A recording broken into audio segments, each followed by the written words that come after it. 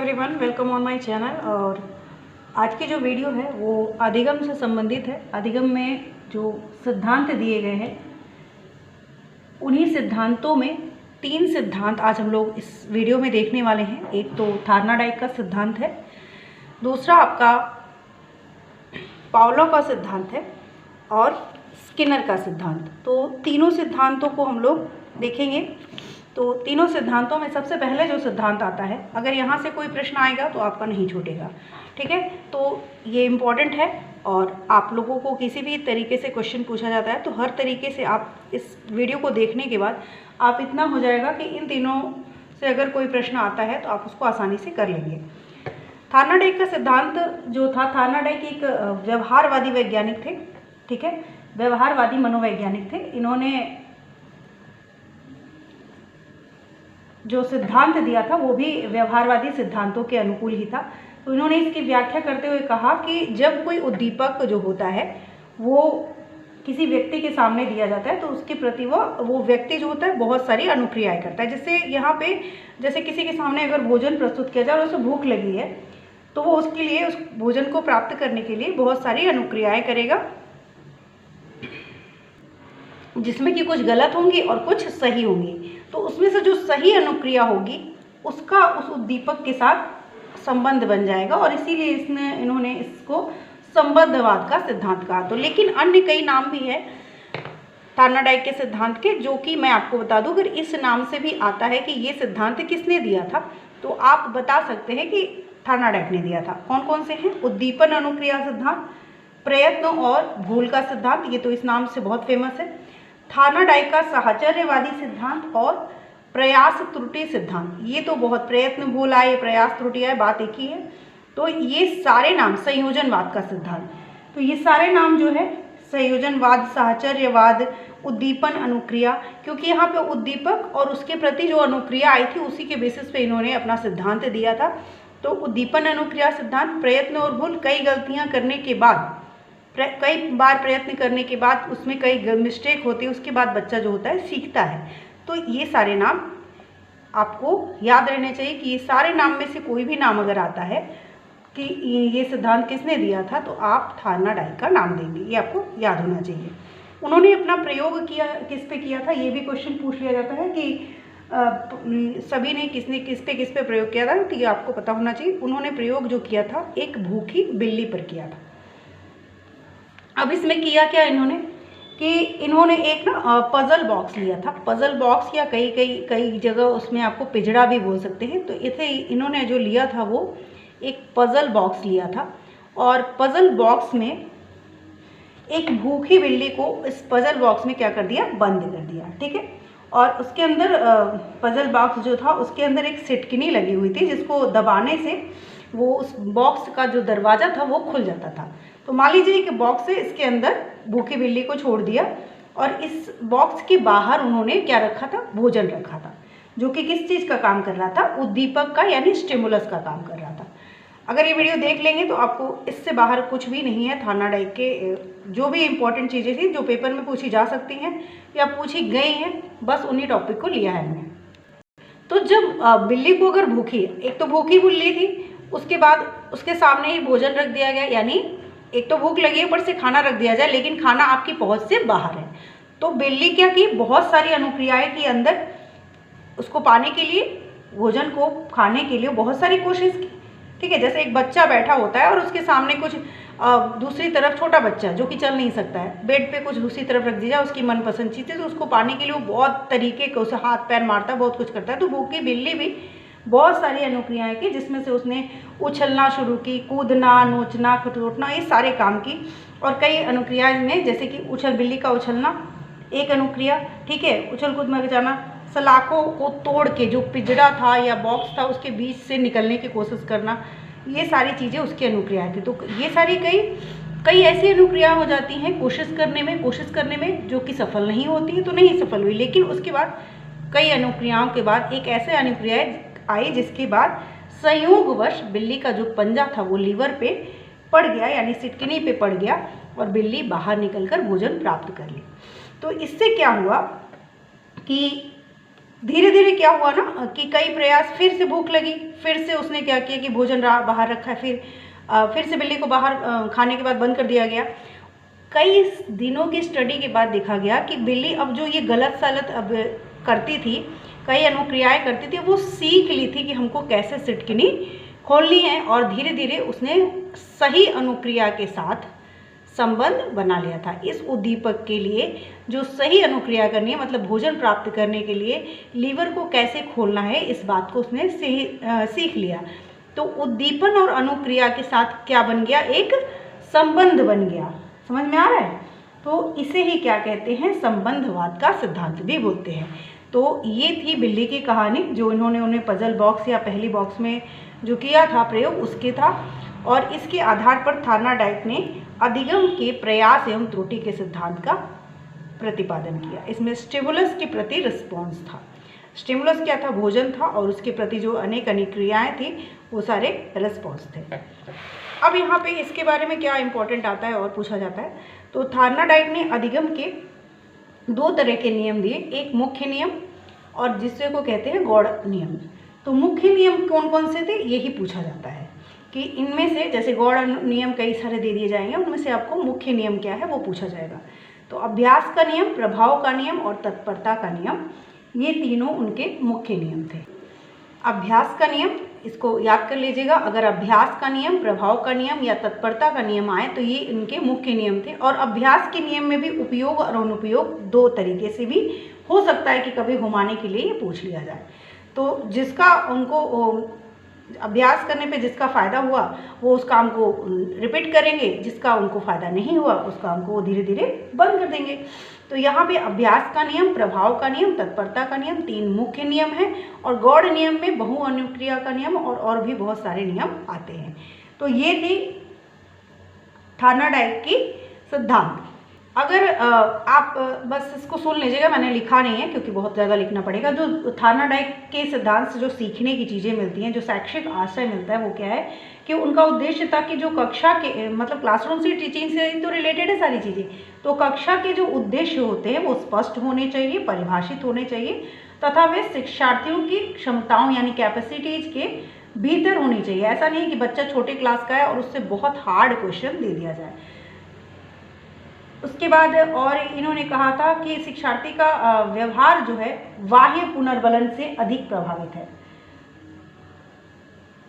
और उन्होंने सीखने को एक तरीके से त्रुटियां होंगी। ऐसा है कि जो शिक्षक कक्षा में जो है एक धनात्मक पॉजिटिव कंट्रोल की प्रविधियों का सहारा लेंगे, क्योंकि ऐसे शिक्षक स्पष्टतः ये जानते हैं कि पुरस्कार से मतलब अगर किसी को, अगर उसको भोजन मिला तो उसे खुशी हुई, संतुष्टि मिली, लेकिन अगर उसे दंड दिया जाएगा बच्चों को, इसलिए आप पुरस्कार से उत्पन्न संतुष्टि से छात्र जो होता है वो सीखते हैं, दंड से उनमें खीज उत्पन्न होती है, गुस्सा आता है।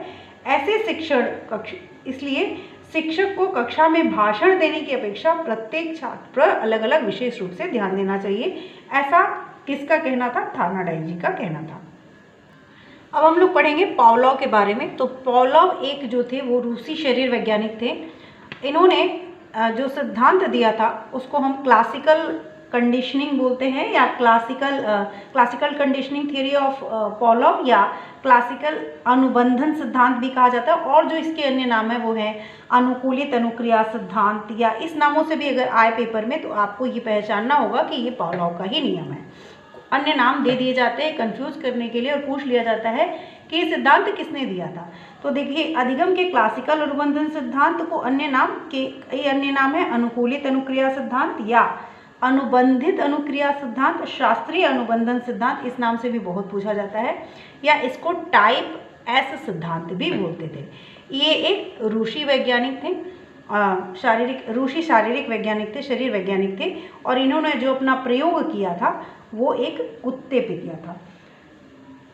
उनके अनुसार इस सिद्धांत का जो आधार था वो था अनुबंधन। क्या था? अनुबंधन। अब अनुबंधन क्या होता है?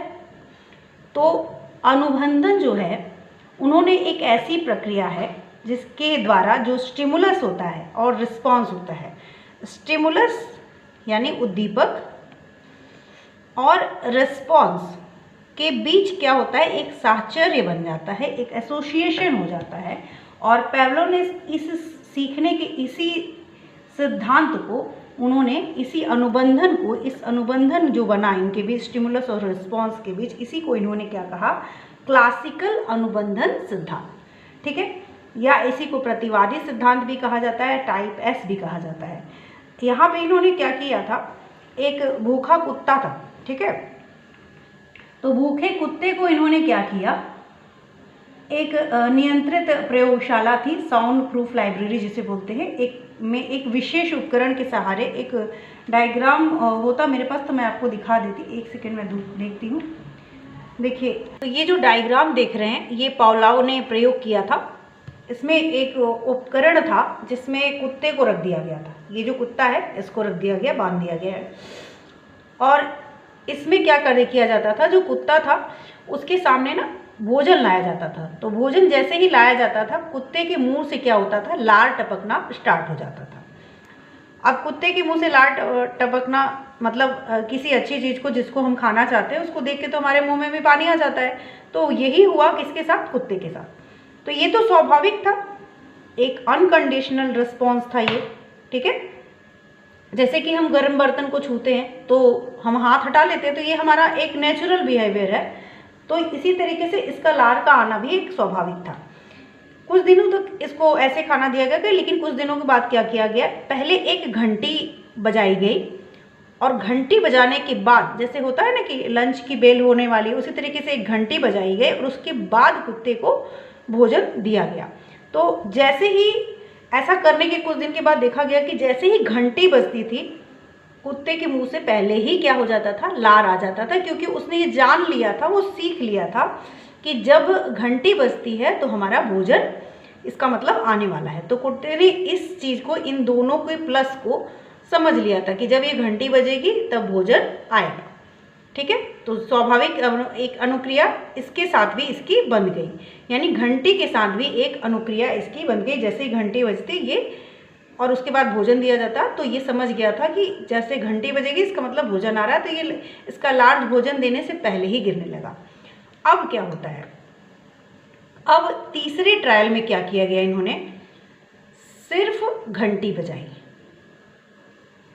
सिर्फ घंटी बजाई तो भी कुत्ते के, और भोजन नहीं दिया तो भी कुत्ते के मुंह से क्या आया, लार आने लगा। सिर्फ घंटी बजाई जा रही है फिर भी कुत्ते के मुंह से क्या आ रहा है, लार आ रहा है। तो इससे ये हुआ कि कुत्ते ने घंटी से इसका जो अनुक्रिया थी वो बंध गई। अब इसी को एक डायग्राम के उससे समझेंगे। तो जैसे कि आप देख रहे हैं कि कुत्ते के सामने क्या दिया गया, भोजन दिया गया, जो कि एक अनकंडीशनल स्टिमुलस है, यानी स्वाभाविक उद्दीपक है। स्वाभाविक उद्दीपक प्रति क्या आएगी, स्वाभाविक अनुक्रिया, यानी लार आ गया।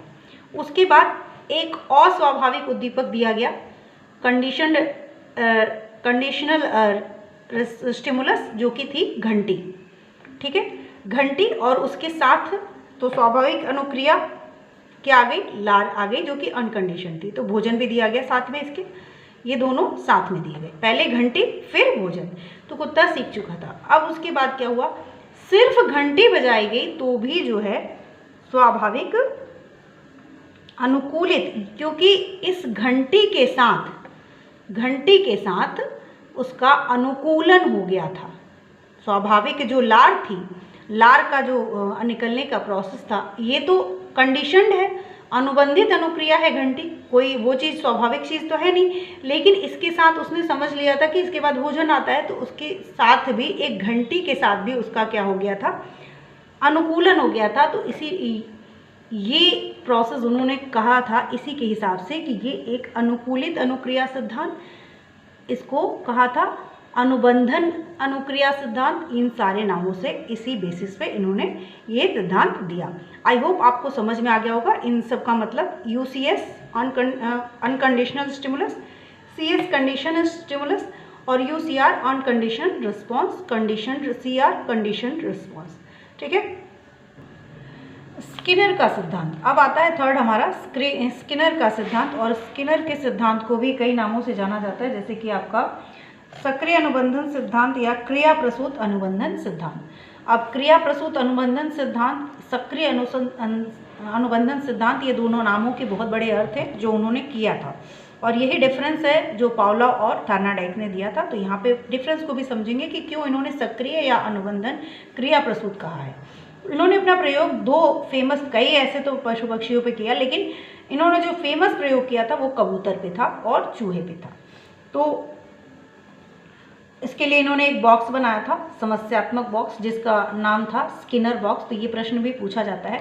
अब इनकी स्टोरी क्या थी कि इन्होंने एक चूहा लिया था, ठीक है, चूहा, या मान लीजिए चूहा लिया था। इस प्रयोग में इन्होंने क्या किया, स्किनर ने एक चूहा लिया था जिसको क्या कहते हैं, स्किनर बॉक्स कहते हैं। इस बॉक्स को उन्होंने स्किनर बॉक्स लोगों ने नाम दिया, और ये स्किनर बॉक्स के नाम से ही फेमस है। इसमें इन्होंने एक भूखे चूहे को स्पीकर बॉक्स में छोड़ दिया जाता था। भूखा स्पीकर चूहा जो था, इसको स्किनर के बॉक्स में छोड़ दिया गया, और जिसमें बॉक्स जो था साउंड प्रूफ था। तो बॉक्स के दीवार से निकलता हुआ एक लीवर था, ये सारे लीवर हैं, ठीक है, और लीवर को दबाने की अनुक्रिया का रिकॉर्डिंग अपने आप हो जाता था। तो लीवर को जैसे ही दबाया जाता था, भोजन गोली के रूप में, यानी चूहे के सामने गोली के रूप में क्या आ जाता था। जैसे ही ये लीवर दबाया जाता तो ये भूखे चूहा, ये जो भूखा चूहा है, उसके सामने क्या हो जाता था, गोली के रूप में फूड आ जाता था, ठीक है।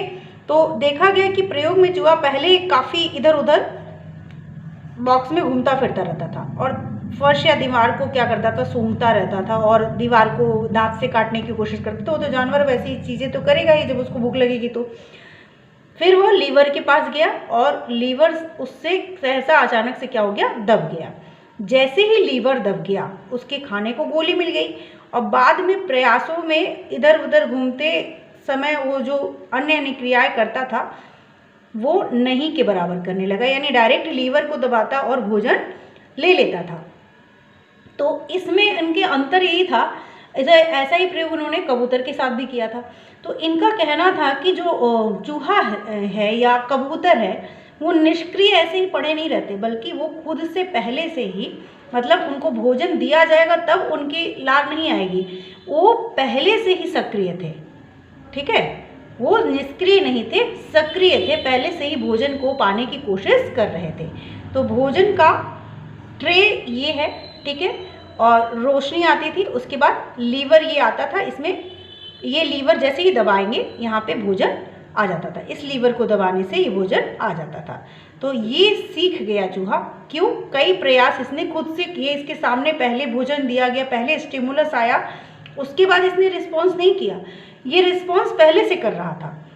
उसके बाद इसके सामने क्या आ गया, एक स्टिमुलस, एक भोजन आ गया, जिसको मिलने के बाद ये उस काम को और ज़्यादा करने लगा। मतलब आपको अगर किसी काम को करने के बाद अच्छा नतीजा निकलता है तो आप उसको दोबारा करते हैं। तो स्किनर ने इसीलिए पुनर्बलन को भी बहुत ज़्यादा महत्व दिया है। पुनर्बलन अगर आए कि पुनर्बलन को सबसे ज़्यादा महत्व किसने दिया है, तो पुनर्बलन को महत्व दिया है स्किनर के प्रयोग में, ठीक है। आई होप इतनी बातें आपको समझ में आ गई होंगी। और सिद्धांतों को मैं डिटेल में बहुत ज़्यादा नहीं, लेकिन इनकी थोड़ी थोड़ी चीज़ें आपको पता होनी चाहिए। हल का अगर नाम आए तो उन्होंने प्रबलन का सिद्धांत दिया था, और प्रबलन के सिद्धांत के अन्य नाम है परिकल्पित निगमन सिद्धांत, जैविकीय अनुकूलन सिद्धांत, आवश्यकता अवकलन सिद्धांत। तो ये चारों नाम अगर आए, प्रबलन, परिकल्पित निगमन, जैविकीय अनुकूलन सिद्धांत, आवश्यकता अवकलन सिद्धांत, तो ये किसने दिया था, हल ने दिया था। इनकी मनुष्य या पशु उसी कार्य को सीखता है जिस कार्य को करने में उससे उसकी आवश्यकता की पूर्ति होती है, ऐसा इन्होंने कहा था, ठीक है। तो क्योंकि इसीलिए इनके नाम को आवश्यकता अनुकूलन सिद्धांत भी कहते हैं। गुथरी ने समीपता अनुबंधन सिद्धांत दिया था। तो गुथरी का नाम अगर आए तो समीपता अनुबंधन सिद्धांत।